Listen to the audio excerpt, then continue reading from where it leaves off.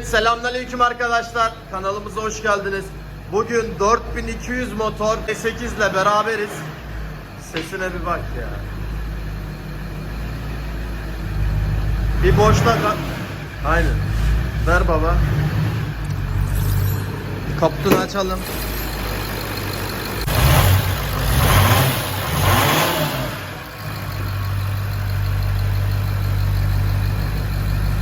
...4200 dizel V8 ve motor, 4 tane sağ tarafta enjektör, 4 tane sol tarafta enjektörümüz var. Aracın bayağı bir kilometresi var ama Hollanda'dan geldi müşterimiz bu arada.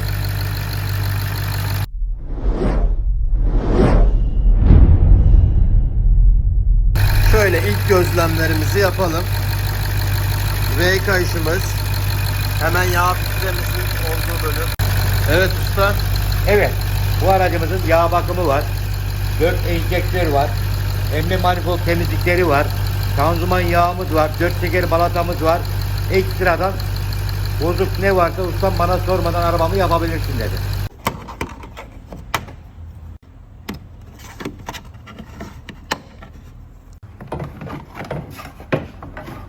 Evet, sağlı sollu plastiklerimiz var. Bunu alıyoruz. Tabii sağdaki plastiği aldıktan sonra hava filtre kabinimiz hemen sağ tarafta arabanın. Yani sol tarafında, bize göre sağ taraf. Klipsleri alarak başladık, plastik klipslerimiz.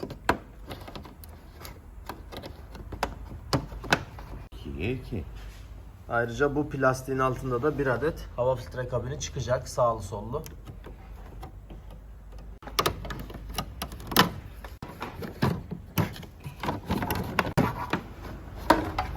Evet, burada da bir tane daha çıktı.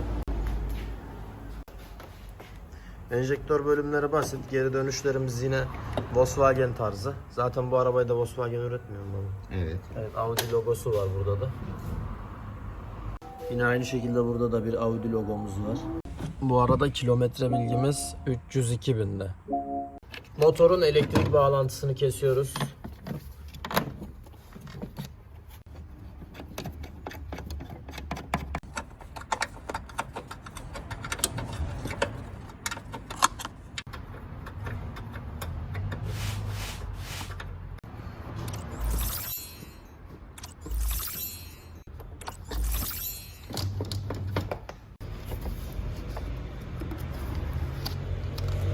Çift mi var orada ne? Evet, çift kelepçemiz var arkada.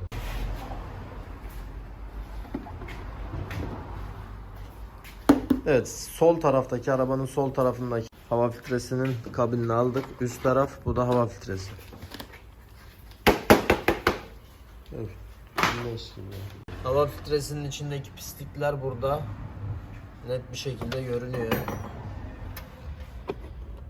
Evet, hava filtre kabininden sonra, daha doğrusu hava filtresinden sonra enjektörlerimizi almaya başladık. Bunlar da gevremiz sıcaktan Allah bilir ne kadar uzun süre sökülmüyorsa arkadaşlar. Kilometremizi görmüştünüz, 305 bin civarlarındaydı. Hemen sol taraftaki motor kapağını aldık. Tabii ki içerisine herhangi bir şey düşmemesi için üstüne bez kapatacağız. Bu şekilde bizi idare edecektir. Elimizin altı açılması için bunu yaptık. Enjektörleri görüyorsunuz. Sıralı bir şekilde arkaya doğru 4 tane enjektör gidiyor arkadaşlar. Çıktığında göreceğiz. Enjektörlerin 4 adet soketi, regilden gelen, regil müşüründen hareketle, regil kütüğünden gelen rekorlar enjektörlere dağıtım sağlıyor. Enjektörler de gerekli zamanlamaya göre pistonun üstüne mazot püskürtüyor. Bunun benzinli araçlardaki ismi ise enjeksiyon. İkinci enjektörün de fişini söktükten sonra kenara alıyoruz. Aracı henüz kaldırmadık, lifte değil. Klipsten de ayırdık. Klipsin üstüne basıyoruz. Alttan yukarı doğru çektirmemiz gerekli. Basit bir şekilde çıkar. Dördüncü enjektöre geldi sıra. Dördüncü enjektörü bitiriyoruz. Elektrik soketlerini bitirdik. Çıkardık. Kenara doğru aldık. Önemli olan enjektör revizyonundan sonra bu soketleri takmıyoruz. Rekor dizilimlerini yapıyoruz. Enjektörün içi hava yapacağı için soketleri ilk başta takmayacağız. Takmamamız gerekiyor. Havasını aldıktan sonra takabiliriz.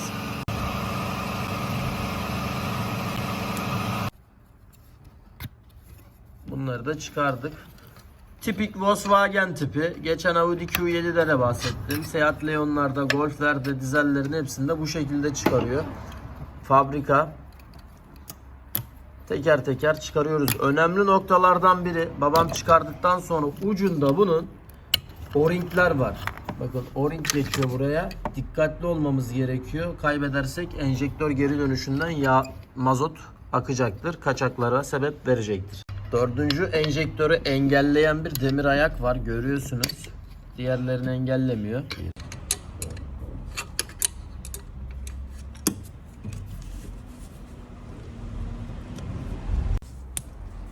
Evet, dar bir alan burası. O yüzden son 10'luk civata var.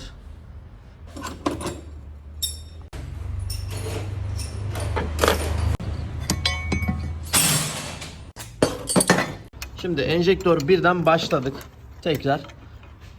Aracın sol tarafındayız. Karışmaması için bunlara işaret vurabilirsiniz. Veya enjektörcüye gittiği zaman çok karışmalar olabiliyor. Dikkat etmeniz için herhangi bir işaretleme veya aklınızda kalabilecek bir şey yapabilirsiniz. Babam şu an söküyor. Üstten de regil kütüğüne gelen rekoru söküyor. Biraz önce gevşetirken önemli detaylardan birini söylemeyi unuttum. Gevşetirken bakın burada bir geri dönüş hortumu. O-ringinden bahsetmiştim. Bu da çok önemliydi. Anahtarı çevirirken bu plastik olduğu için bunların kırılma ihtimali çok yüksek. Yani şöyle bak, dayadığınızda dikkat etmezseniz Dikkat ediyoruz. tık diye anahtar Evet, şu an değdi gördüğünüz gibi. Bu yüzden sıkıntıya düşebilirsiniz. Bu da enjektör değişimine kadar gidebilir. Tabii. Yani tek bir geri dönüş için bulunmadığı zaman enjektör bile değişebiliyor. Üstten regil kütüğüne giren rekor anahtarımız, yani 17'lik oluyor genellikle bunlar. Kütüğümüzün üstünde de bir adet rail müşürü var. Çok önemli. Arızalı olduğu zaman bu rail müşürü arabanın çalışmasını çok etkiler. Bazen çalıştırmaz. Bazen çalışsa bile çok zor çalışır. Sesi değişir. Arkadan aşırı beyaz duman atar. Yani göremezsiniz. O derece rail müşürü çok önemli. Yolda çıksa yolda bırakır. Öyle bir müşür. Pahalı da bir müşür ayrıca. Enjektör, mazotla alakalı tüm aksamlar biraz pahalı diyebiliriz.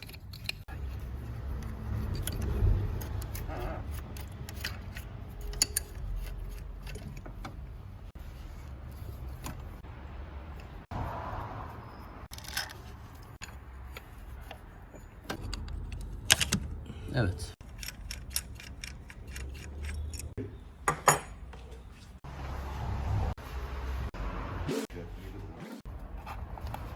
Tabii enjektör direkt gelmiyor. Rekorları söktükten sonra alyanlık cıvatalar var. Saç sekmanlar, genellikle bunu V8'lerde, Mercedes'lerde, Audi'lerde çok sık görüyoruz. Bu üstündeki sekmanlar saç sekman, demir sekman, ne derseniz deyin. Bunları söktükten sonra enjektör çıkması gerekiyor.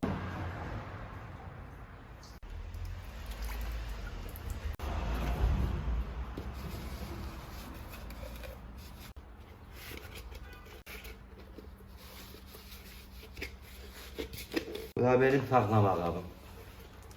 Domates mi saklıyorsun içinde o zaman? He. Şöyle.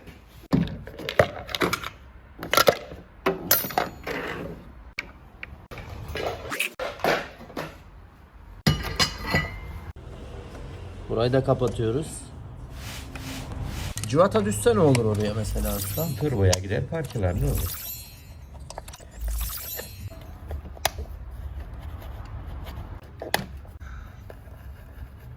Bazıları ortak cıvatalar baba. Akıllıca olmuş. Teker teker. 4 halyan mı? Evet.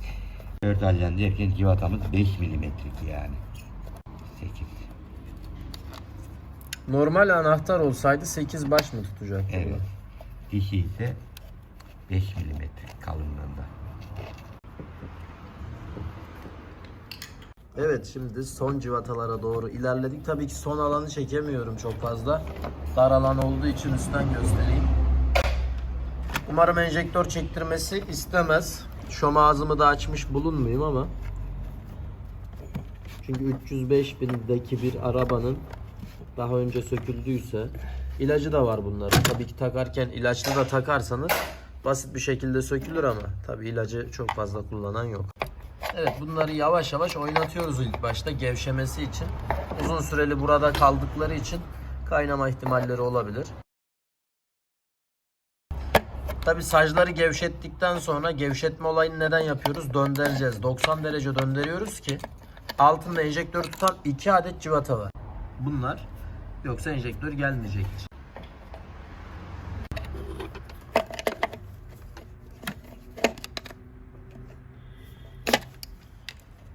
Civatalar yine gözüktü.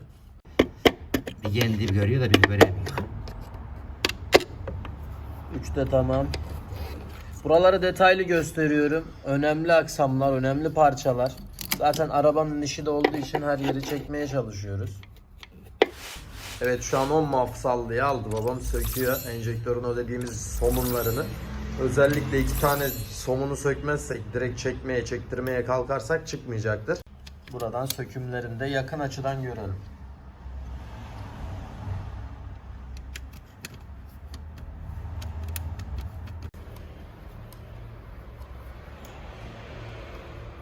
Burada dikkatli olmamız gerekiyor herhalde usta. Çünkü buradaki somunları düşürmememiz gerekiyor içine. Allah.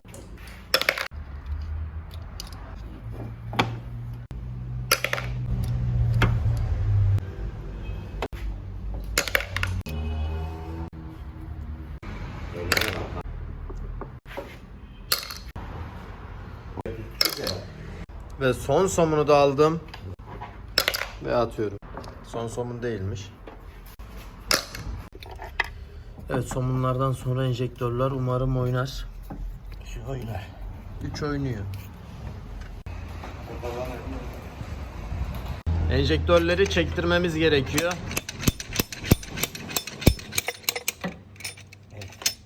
Hepsini çektirdin mi usta? 2, bu 3. Üçüncü mü? Tamam. Son bir tanemiz var. Sağ taraftan yine devam ediyoruz.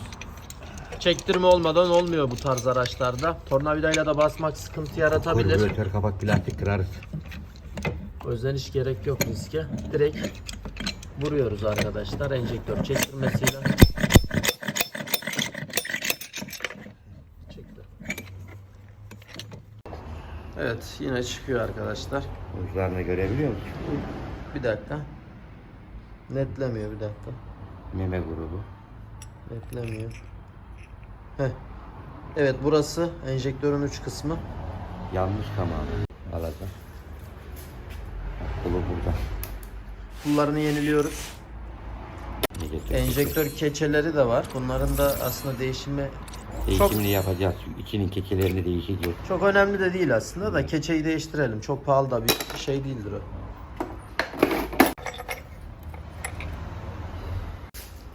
Görüyor musun kurumlar? Yanmış ya. Kül olmuş. Baksana elime. Bir de baba bunun ucuna mesela parmağımızı bile biraz önce dokundum. Bu bile aslında sıkıntılı. Dokunulmaması lazım. Zarar verebilir. Ucu çok hassas bunların. Belirli milimetrik atışlar yaparak piston üstünde yakıt yanmasına sebebiyet veriyor. Enjektör pulumuzu da yenileyeceğimiz için hepsini teker teker çıkarıyoruz eskileri. Evet, sol tarafına geçti babam gördüğünüz üzere. Aracımız bu arada hiç bilgi vermedik. 4.2 V8 dizel Porsche Cayenne diye geçen bir araç modeli. Bizim ülkemizde de standart olarak bilinen, aslında biraz da ülkemizde zengin kesime hitap eden bir araç. O yüzden çekiyorum. Yoğunluk olduğu için videosunu çekmeyecektim ama yine çekmek istedim sizlerin görmesi açısından.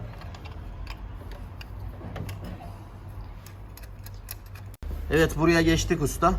Yakıt borularından başladık çekmeye. Ya aslında bu arabada 2 tane motor var diyebilir miyiz? Tabii. Hani V8 tamam birleşim ama aslında burada bir 4 silindir var. Bir tane turbo var, bir tane hava filtre kabini var. Hepsi var. Yani Ege'de bu yanda bir, Ege'de o yanda 2. yani 2 tane motor var. Evet. Onu anlatmaya çalışıyorum.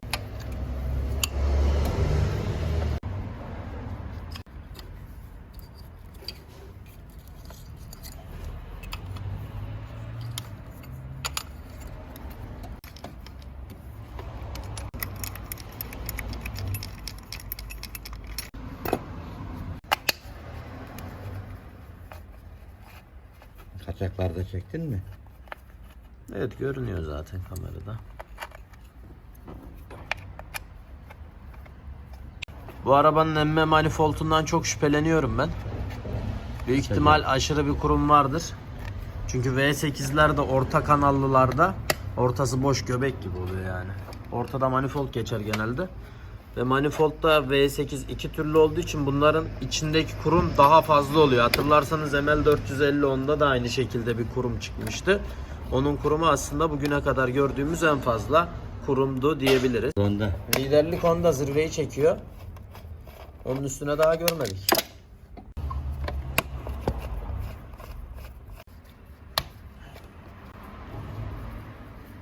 Hemen burada babam sökerken gördüğünüz hep mazot filtresini bu şekilde görüyorsunuz.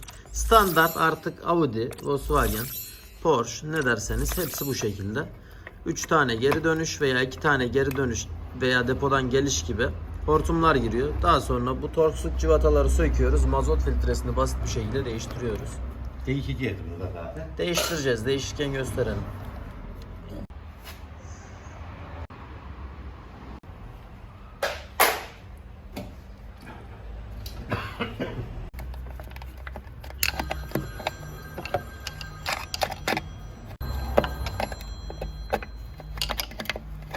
Bunun böyle zorlamasının bir sebebi de arkadaşlar, bunun altındaki kauçuk, biraz önceki keçe, enjektör keçesi demiştik. Bu yüzden zorluyor. Bunların da değişimini gerçekleştireceğiz. Dökülmesin.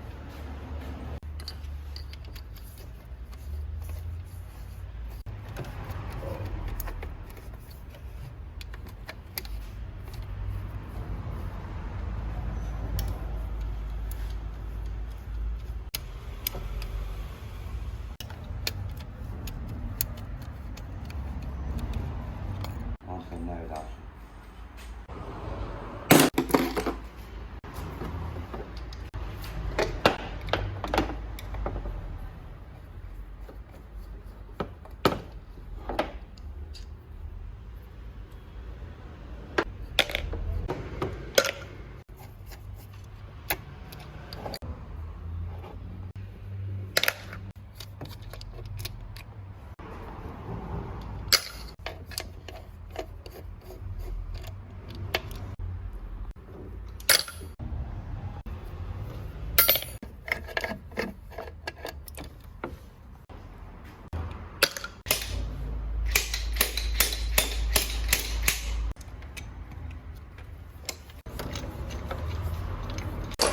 Evet, sol taraftaki, yani araca göre sağ taraftaki enjektörleri almaya başladık. Diğer enjektörler burada. Enjektörü enjektörcüye yetiştireceğiz. Akşam da bunların montajını hedefliyoruz. İnşallah hedeflediğimiz gibi ilerler.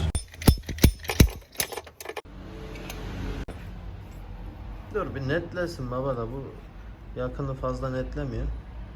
Aynen.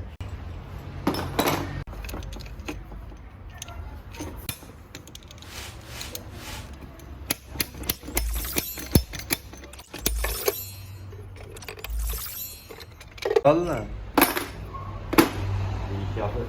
Şimdi son enjektörü çıkartamadık. Neden? Enjektör çektirmesi girmediği için. Biz de buradan ne yapıyoruz? Mazot filtresinin bulunduğu kabine alacağız. Tabii ki öncelikle hortumlar, 3 adet hortum girişimiz var burada. Bunları almamız lazım. Bunlar neydi usta? Bu 3 hortum. Depodan geliş, pompaya gidiş, tekrar depoya geri dönüş. Evet, mazot filtresinin de halini göreceğiz. Nasıl çıkacak?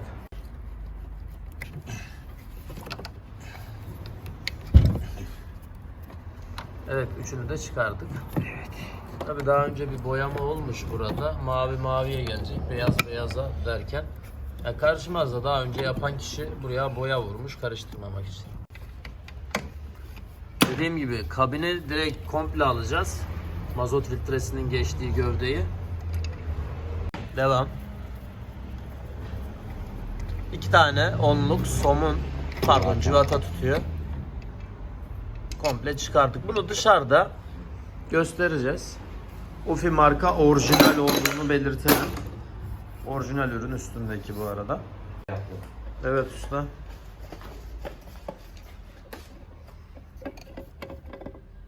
motor yağımızın filtresi de bayağı uzunmuş maşallah var. Bayağı uzun da filtre de dağılmış artık, görmüyor musun? Açılmış aralar. Ya o filtre niye öyle ya? Kopmuş. Uzun süredir değişmiyor mu acaba? Bayağı kötü durumda. Mazot filtresini de göreceğiz. Hava filtresi 2 tane olduğu için birini gösterdik. İkisini gösterdik. İkisi de burada mı ya? Aynen buradaymış. Burada ikincisi. Yağ filtresini çıkardıktan sonra dışındaki plastiği böyle benzin yardımıyla temizliyoruz.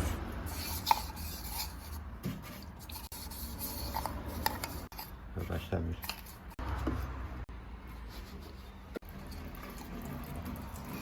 Karınca da gıcır gıcır oluyor be. Evet. Evet, artık arabayı kaldırma vaktimiz geldi. 4 tekeri de ayarladık. Son tekeri babam ayarlıyor. Müşterimiz bagajda bir şey olduğunu silecek vardı galiba. Ha bak orada. Koy. Ön mü arka mı? Arka. Arkadır bu ya, küçük. Olduğunu söylemişti. Bu arabaların bildiğiniz üzere arkalarında, bu arada açmışken Peugeot'un şifresi. Yani bu önemli. Bunu da almamız gerekiyor tekeri sökebilmek için. Daha sonra bagajı tekrar kapatabiliriz. Kapattı. Bak kendi kapat.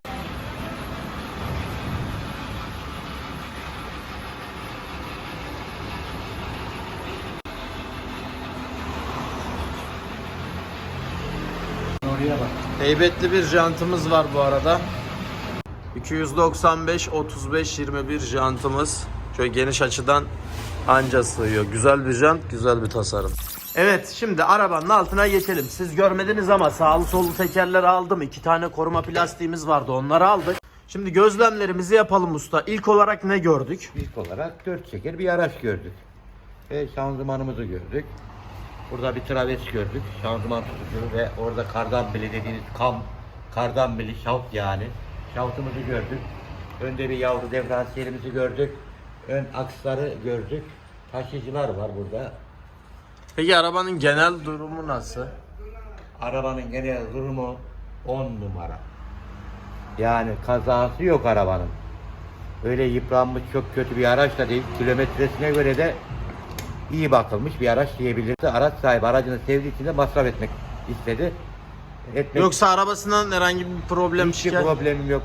Enjektörlerime bak, şanzıman yağımı değil, fişlerime, balatalarıma, alt takım ve senin gördüğün anormal bir şey varsa bunları yapalım. Yani her zaman değindiğim gibi arkadaşlar, motor şanzıman bölümüne bakıyoruz. Şanzımanda herhangi bir yağ kaçağı, ufak yağ kaçağı bile yok. Motor yağ kaçaklarına bakacağız ama yok. Yok. Araba gerçekten güzel. O yüzden değineceğimiz bir şey de yok. Bizim bakımını yapıyoruz sadece. Şanzıman yağını göstereceğiz. Burada elektrikli bir görüyorsunuz amortisörümüz var. Bir de şu kısımdan görelim. Üstte de kaçak yoktu. Altta da kaçak yok. Arabanın genel durumu gayet güzel. Evet, motor yağımızı öncelikle boşaltıyoruz. Gördüğünüz tapa. Kaldı. Burada söküyoruz tapayı. Bırak. Boşalmaya başladı. Tabii ki bayağı bir yağ çıkacak. Birazdan da göstereceğim ne kadar yağ çıktığını ve ne kadar yağ alması gerektiğinden de değineceğiz. Hangi yağ kullanacağız, bunları da değineceğiz. Elim yağlı olduğu için, kamerayı zor tuttuğum için birazdan. Evet, motor yağımızda siyahlaşmalar ve görüyorsunuz katran bazı noktalarda zaman doldurduğunu görüyoruz. Bizim motorumuzdaki motor yağının önemi nedir? Motorumuzun önemi motor yağının üzerinde krangımızın dönmesidir. Yağlamayı yapmasıdır. Yağlamayı yapmazsa bütün parçalar kilitler kalır. Sarar. Ya bu tarz araçlar bir de fazla yağ almasının sebebi motor içerisindeki piston sayısının fazla olması, işte buna benzer yağ ihtiyaç duyan parçaların fazla olması. Sağlı sollu yayılması yağları. Görüyorsunuz. Evet, bu arkadaşlar doldu. Dolduğu için de şu an için herhangi bir başka bir kaba alacağız. Bidonu alacağız. Tapayı tekrar kapatmak zorunda kaldık.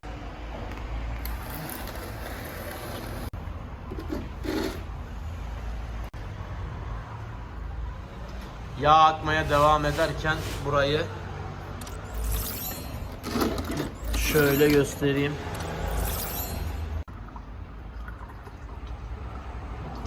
Evet, motorumuzun yağını boşalttıktan sonra kapatıyoruz burayı. Bu doldururken dikkat ediyoruz. Kullanacağımız motor yağı da 530 Castrol.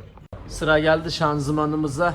Şanzıman yağımızı şöyle yavaş yavaş boşaltacağız. Küçük bir deliği olduğu için görüyorsunuz arkadaşlar, şanzıman yağımızın da boşalmasına izin veriyoruz.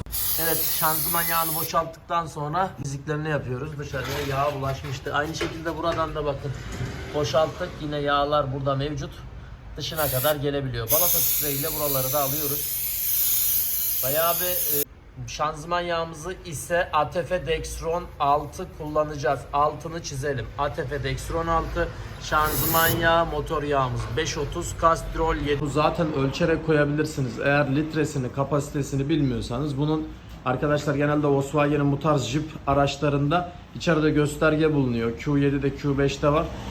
Göstergeden görebilirsiniz bu tarz araçlarda. Bazı araçlarda ise motor yağ çubuğuna dikkat ederek motor yağını doldurmanız ve uyumlu bir motor yağı doldurmanız önemli. DPF'li yağ koyacağız buna. Bunun da altını çizelim. Şimdi fren disklerimizden de şöyle söyleyelim. Fren disklerimizin de aslında yüzeyinde bir bombe yaptığını görüyoruz.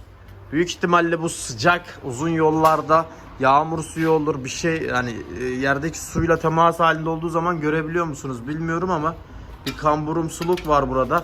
Diski görüşeceğiz. Disk müşteriye kalmış, kendisi bilir. Ama fren balatası daha önemli burada. Bakınız, fren balatası neredeyse yok denecek kadar az. Şöyle aradan çok az gösterebiliyorum. Fren merkezini sökelim, dışarıda değil. Merkezimizi söküyor babam şu anda.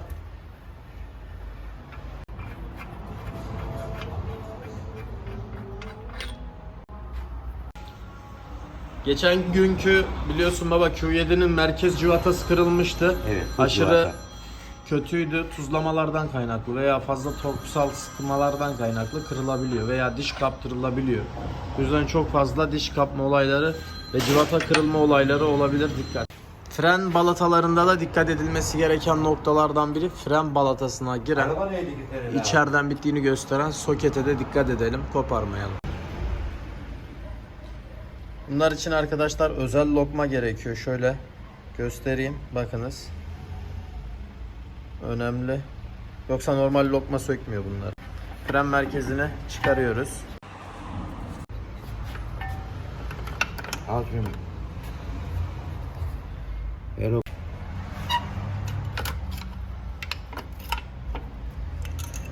Balata hiç kalmamış. Zaten artık elektriğine gelmiş. Evet, sokete uyarı verecekmiş, yani az kalmış, bakınız. Şöyle bittiğinde net bir şekilde anlıyoruz. Arkalar kalıyor. Arkalar daha 10-15 bin kilometre civarında gider. Ama önleri değiştirmek zorundayız. Merkezi de yormuyoruz. Büyük bir merkez. Rekorlar tutuyor. Rekorlar kırılabilir, hortumlar büzülebilir veya yırtılabilir. Bu yüzden tekrar yerine koyduk. Herhangi bir şey başına gelmesin diye. Sıra geldi mazot filtresine. Kardeşim getirdi Almanya'dan. Evet, göreceğiz. Teşekkür edelim buradan da. Kendini hiç unutmayacağım bu anahtarı kullandıkça.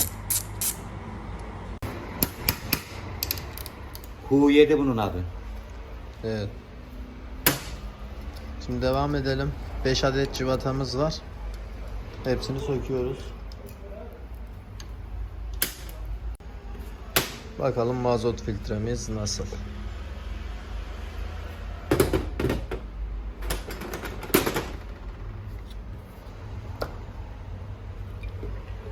Leş gibi. Kötü.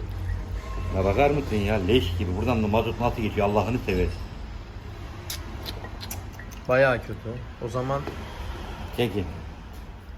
değişeceğiz. İçini de boşaltıyoruz bu arada. Mazot dışından akmıyor. Tıkalı olduğunu hesapla bak. Bak içindeki mazot akmaya başlıyor bak. Görüyor musun? Ama kağıt kısmından inmiyor. Kağıt kısmından akmıyor buyur. O kadar tıkalı ve mazot geçemiyor. Hesabını yap. Zamanı gelmiş. İçini çekelim İçi pislikleri. berbat zaten, baksana oğlum. Dur baba, ışığı aç. Evet, görüyorsunuz. Görüyorsunuz pislikleri. Bunu da hemen değişelim. Ya boşaltıyoruz, siliyoruz. Bunlara bak.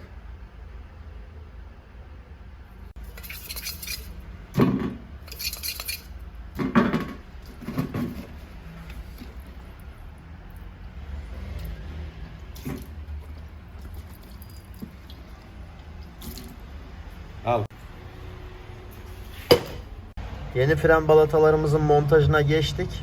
Burada merkezleri içerisine itiyoruz. 3 tane bu tarafta, 3 tane karşı tarafta, 6 tane piston var. Bunların itilmesi gerekiyor. Yoksa yeni balatalar merkeze oturmayacaktır, diske. Buna dikkat ediyoruz. Yeni balataları takıyoruz. Fren balatalarını oturttuktan sonra merkeze artık yerine takıp cıvatalarını takabiliriz. 2 tane büyük uzun cıvatalarımız vardı. Bunlar üstten giriyor. Şöyle gösterelim.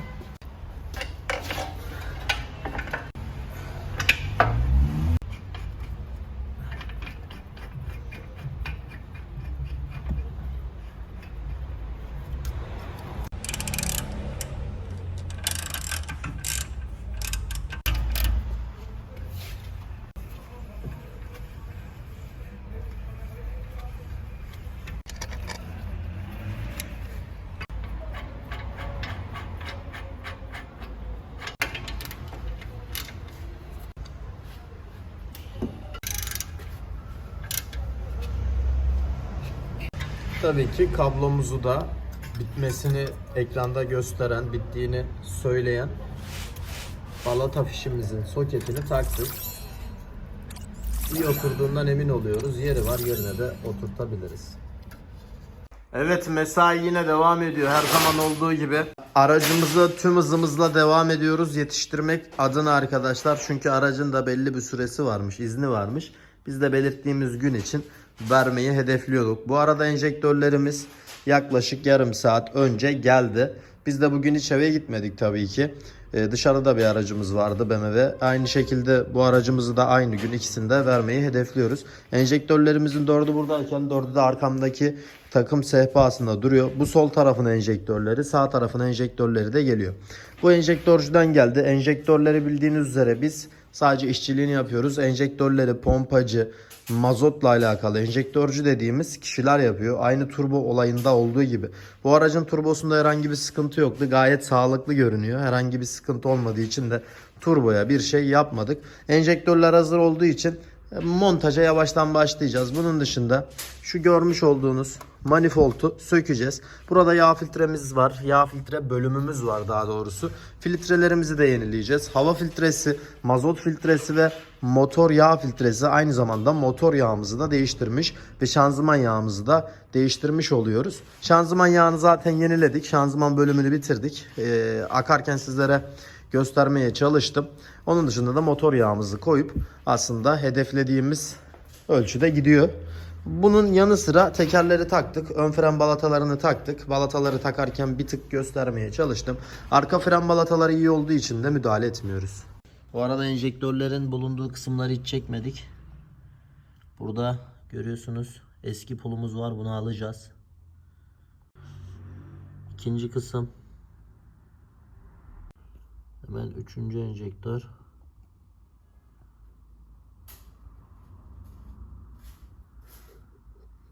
İçini gösterebilirsek. Bu da son enjektör tarafı.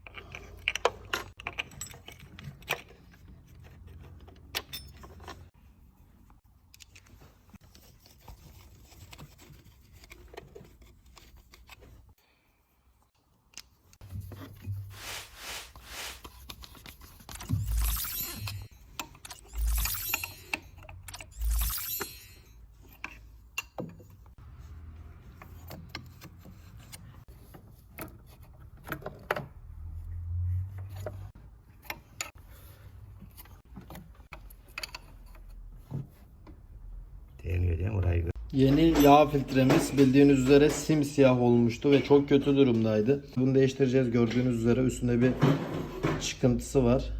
Önemli detaylardan biri ve uzunluğu da bu şekilde. Yağ filtremizin kabını güzel bir şekilde temizlediğimizi göstermiştik. Lastik contamızı da yenileyip daha sonra sıkacağız. Şöyle de bir kapağımız var. Bunu da hemen buraya takalım.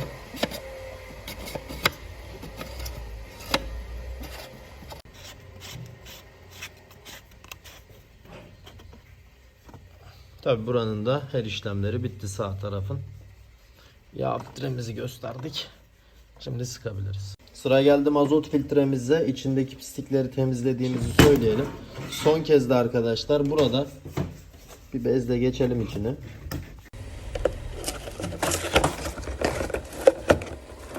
Buradan da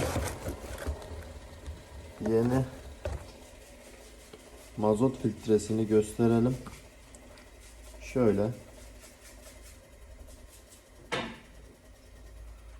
Yani bunun simsiyah olduğunu biliyordunuz. Çok önemli parçalardan biri olduğunu da söyleyelim. Mazot filtresi kesinlikle orijinal takmanız lazım.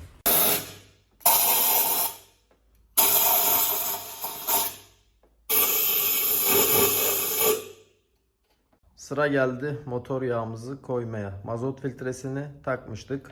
Yağ filtresini takmıştık. Burada 530 olduğunu, benzinli ve dizel araçlar için ve diyor ki DPF'li araçlar dahil diyor. Yani DPF'li araçlar da buna dahil diyor. 5 litrelik. Bunun dışında bundan bir tane daha, yarısını daha neredeyse koyacağız. Castrol H.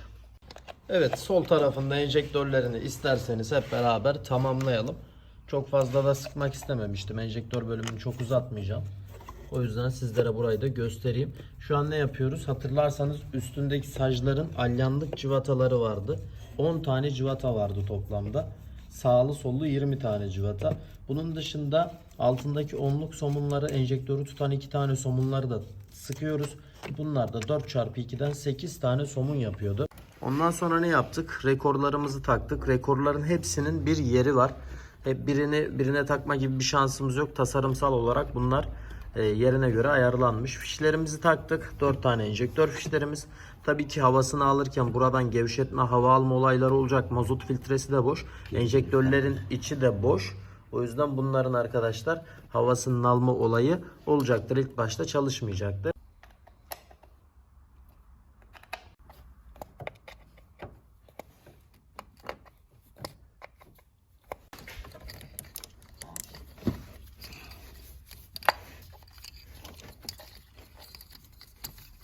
Bununmuş belli.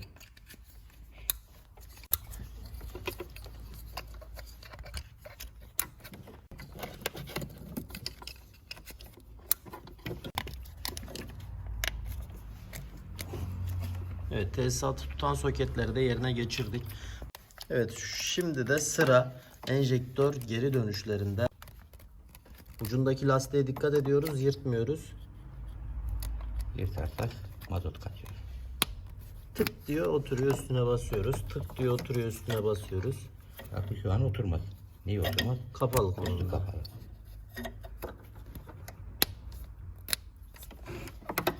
Bunlar hep kapanmış. Evet, burada da yeni hava filtrelerimizi görüyorsunuz. Sağlı sollu 2 adet hava filtresi vardı hatırlarsanız. İkisi de yenileniyor. Çok kötü durumdaydı çünkü. Peki Porsche Cayenne'in yanı sıra bu hangi arabalarda çıkıyor? Bu Volkswagen'in Touareg serilerinde de çıkıyor. Bazı modellerinde bu hava filtresi aynıdır. Porsche Cayenne'de de aynı olduğu için biz bunu takacağız. 2 tane. Evet evlat. Selamünaleyküm. İyi akşamlar diyelim. Evet, iyi akşamlar dileyelim. Yine yorucu bir gündü. Evet. Bayağı bir uğraştık. Bugün Niyetli olduğumuz halde, orucumuzu tuttuğumuz halde iftara gitmeyip bu arabayı yarına bitireceğiz. Kardeşimiz şu an hastanede tedavi görüyor. Kendisine acil şifalar diliyoruz. Yaklaşık bir ay öncesi aradı ve gelmeden 3-4 gün önce yine aradı beni. Ustam ben geliyorum, hem hastanede işim var hem de arabayı sana bırakacağım. Buyur gel, başım üstünde yerim var dedim. Ve kendisi geldi. Buradan da bir araca bindi, hastaneye gitti. Şu an kendisi hastanede. Kendisine acil şifalar diliyoruz. Ve aracımıza neler yaptık, neler yapıldı onlardan bahsedelim. 8 adet enjektörümüz revizyona gitti. Revizyonları yapıldı. Motor yağ bakımı, yağ filtresi, hava filtresi, yakıt filtresi, polen filtresi bunları değiştik. Onun haricinde geçtik. Şanzıman yağımızı boşalttık. Şanzıman yağımızı yeniledik. Dextron 6 olduğunun altını çizelim. Şanzıman yağımızı. Yani çünkü şanzıman yağında araca göre değişiklik gösteriyor. Aynen. LT çıkıyor. İşte ZF Castrol'ün bazı serileri çıkıyor. Bunun dışında bunda Dextron 6 olduğunu söyleyelim. Şimdi ATF Dextron 1 ile ATF Dextron 6 arasındaki fark ne? Kalınlık ve incelik. 6 mı ince oluyor, 1 mi ince oluyor baba? 6 ince oluyor. 6 en ince. Bir her zaman bak kalın inceye doğru yükseliyor. Evet, yani bu 1, 2, 3, 6'ya kadar ATF serisi var. Dextron 6 dediğimiz en incesi bu araçta. Dextron 3'leri direksiyon kutusuna kullanabiliriz. Yağlı direksiyonlara. Dextron 1'i artık yok. Kullanan kalmadı artık. Öyle bir araba da kalmadı. Ben de desek. denk gelmedim hiç. Öyle bir araba kalmadı desek yeri var. Eski araçların ağır direksiyonlarda kullanılırdı. Şimdi bu aracımızın şanzıman yağını tamamen yenilendi. Motor yağımızı yeniledik. Tekerlerimizi söktük. 2 tane ön fren balatalarımız yenilendi. Arka fren balatalarda demişti ama arka fren balatalar yaklaşık 15-20 bin daha gider. Yarı konumda gibi dedik. Kalsın usta dedi kendisi. Biz de kendisinin sözüne itimat ettik ve balata değişimini yapmadık. Şimdi usta, arka fren balatası biliyorsun elektronik olanlarda elektrikli, yani onun değişimi çok farklı bir işlem. Normal hani aparatı tak, fren iteceğini it gibi, merkez it gibi bir durum Öyle yok. yok. Bunu nasıl yapıyoruz? Yani bunun da videosunu çektim aslında. Kanala ne zaman yüklenir bilmiyorum ama arka fren balatası elektrikli olan araçlar nasıl değişir? Arka elektrikli olan araçlar önce bilgisayarımızı takarız. Ondan sonra merkezin arkasında yuvası vardır. Orayı açarsın. Merkezi içine itersin. Arka yuvaları sıkarsın. El frenini bilgisayarla sıfırlarsın. Balata değişimini tamamlarsın. Yani bilgisayar üzerinden aslında Evet. işlemlere devam ediyoruz diyelim. Bu araba V8. Biraz önce bahsettik. Hava filtresi 2 tane. 2 adet. Yani 2 turbomuz var. 2 hava filtremiz var. 2 egeremiz var. Yani bir arabada olması gereken motor, bunda 2 tane motor düşünelim. evet, o zaman gücü de hissedebiliriz. Tabii ki. Yani zaten gücü şöyle hissedebiliriz. Rüzgar yarıcılığı. Yani hem onu geçme ama sinekleri görüyorsun. Abimiz herhalde biraz hızlı gelmiş. Evet. Arabada iyi olduğu için hem oradan da anlayabiliriz. Kanlar, sinek kanları, izler falan hepsi duruyor. Evet. Direkt bize geldi dedim ya işte. Evet. Direkt bize geldi. Ve V8 motor. V8 motorumuz kranktan aldığı hareketi bu şekil çapraza gönderir pistonlara.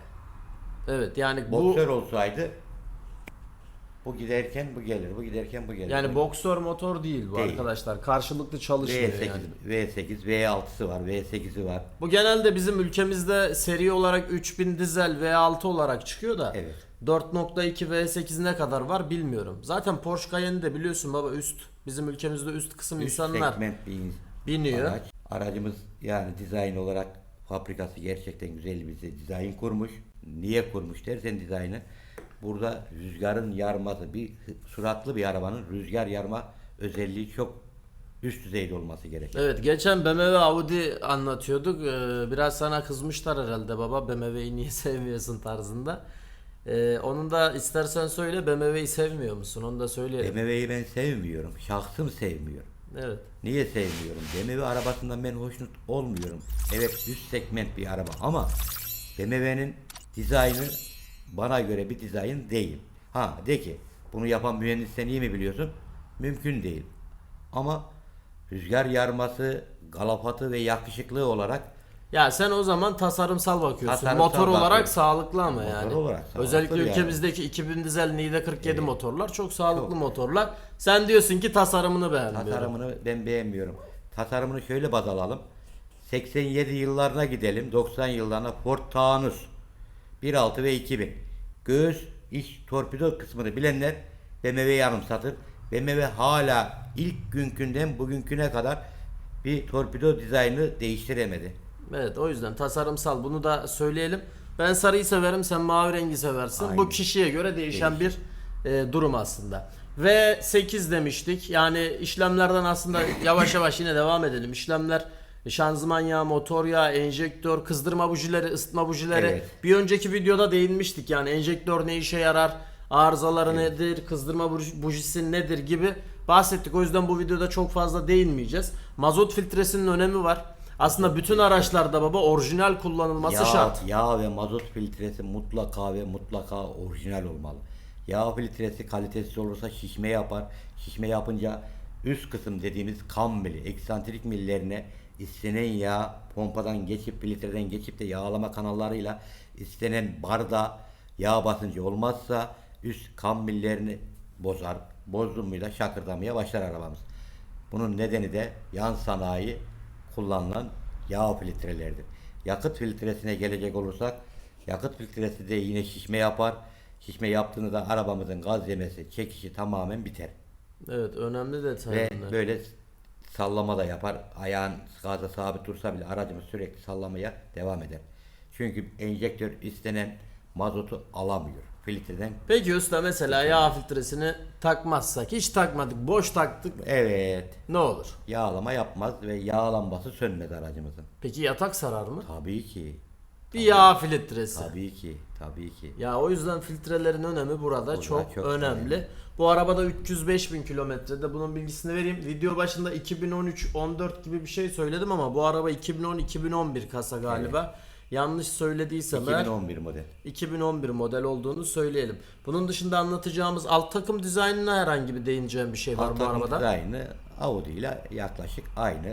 Artı bu aracımızın yine Audi'den tasarlandığı gibi Audi Volkswagen grubunun bir arabasıdır bu. Bunda 4 çekerimiz var. Yavru diferansiyelimiz var. Ön aks ve arka akslarımız mevcut. Ön takımımız yine Audi grubundan alınmıştır. Volkswagen zaten kendi parçasını ürettiği için arabanın ismi de değişse motor Logo her yerde var. var. Burada da görebiliyoruz, karşımıza çıkıyor her yerde. Her yerde Audi logosu var. Audi Volkswagen grubunun segmentinin arabası olduğu için Porsche diyoruz ama nihayetinde bir Audi'dir. Biz buna benzer bir Opel'den bahsetsek veya Citroen grubuna geçsek Ford motorla ortak. Mercedes'e geçsek Renault grubuyla ortak. Ya ortak da bunun üreticisi aynı ama. Yani bu işte kendi ortak değil. kendi başına bir hükümdar olduğu Yani için bu araba- kendi arabalarına dışarıdan hiçbir şekilde farklı bir motor Bu almıyor. kendi yapıyor yani. Onun Evet. altını çizelim. O PSA dediğimiz farklı birleşim, farklı Evet. şirketlerin birleşimi ama bu sadece kendisi Evet. yapıyor. Yani bu hangi VAG arabaları grubu. yapıyor? VAG grubu diyor. Volkswagen, Seat, Skoda, Evet. Volkswagen bizim ülkemizde çok fazla. Porsche ve Lamborghini. Evet. Yani bu adamlar her segmente, her bütçeye uygun araba Araba yapıyor. üretiyor. Yapıyorlar mı? Yapıyorlar. Araba baba. Yani bugün bir Volkswagen grubu araca biner misin? Veya sana şunu soralım.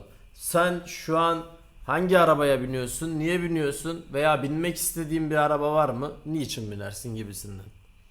Vallahi ben binmek istediğim araba, zaten bindiğim araç Volkswagen Jetta. Ben bir uzak doğu arabası tercih ediyorum.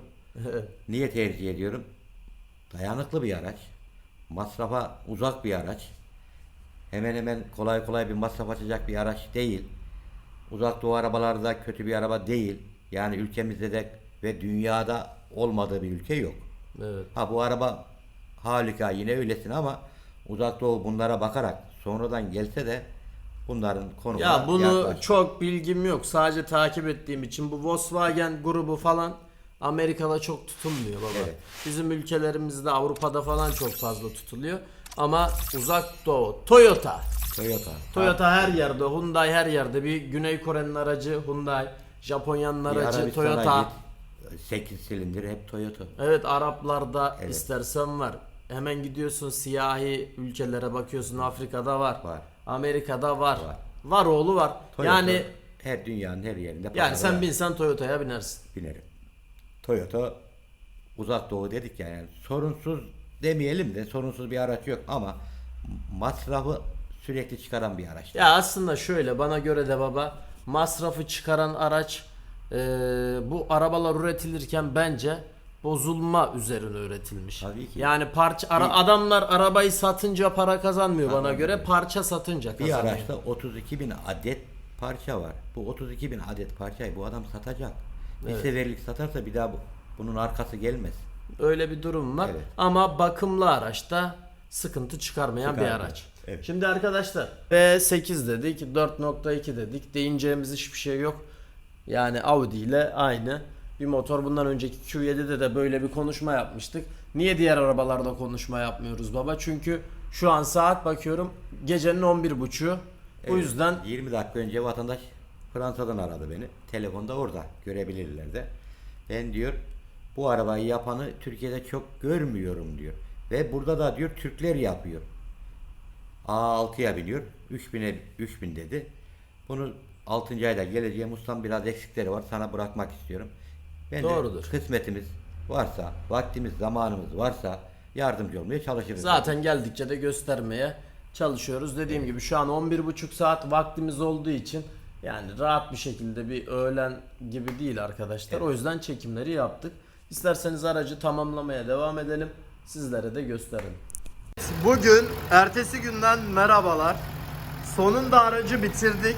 Görüyorsunuz bayağı bir uğraştırdı. Bayağı bir dün gece 2'ye kadar çalıştık. Ve son halini sabah da arkadaşlar plastik aksamlarını taktık, parlattık, yıkadık derken şöyle geniş açıdan daha net görebiliriz. Güzel bir çalışma oldu, güzel bir iş oldu, güzel bir video oldu. Evet, aracı bitirdik.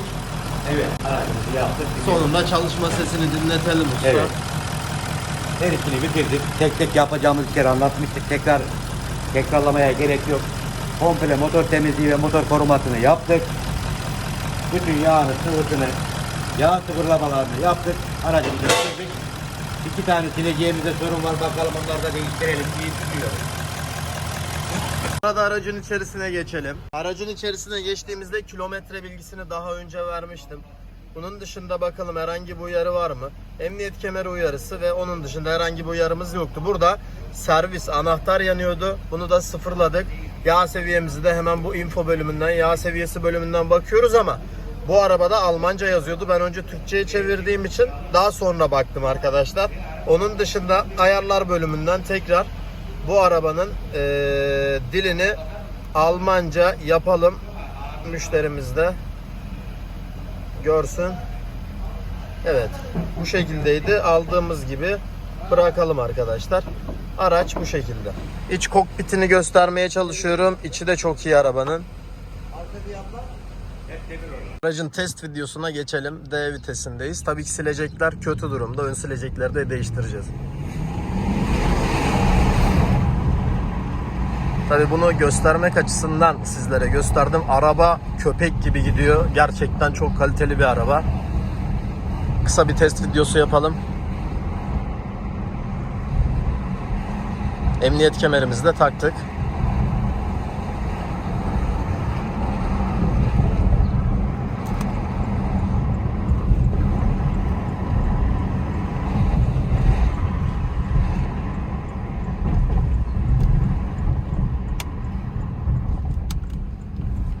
Yapmazsa o zaman yarın biliyorsunuz saat 11'de divan toplantısı.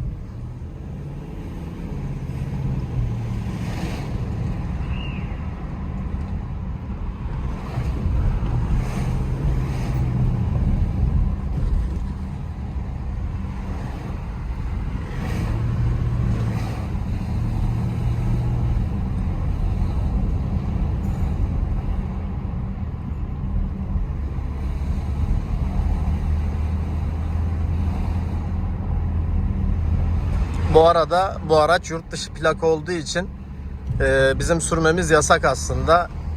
Yani arabanın sahibinin olması gerekiyor. Ben de sakin bir yerde sizlere göstermeye çalışıyorum. Zaten burası dükkanın hemen arka kısmı. Bunun da bilgisini verelim. Onun dışında bu aracı kesinlikle kullanmıyoruz trafikte.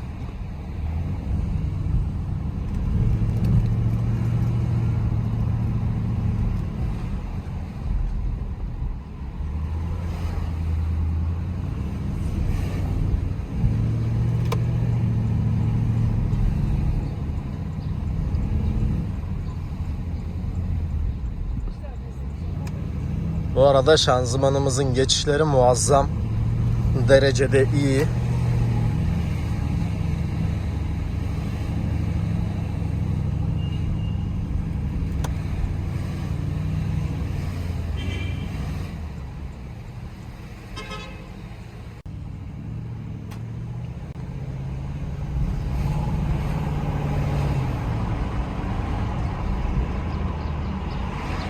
Bu arada kanala abone olmayı, bizleri desteklemek adına videoyu beğenmeyi unutmayalım. O kadar emek verip bu sağ elimle sürekli video çekimleri yapıyorum ve emek içeren bir iş. Aynı zamanda işimizi de yürütmeye çalışıyoruz.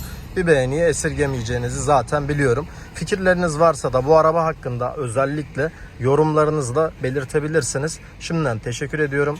İyi seyirler, iyi eğlenceler.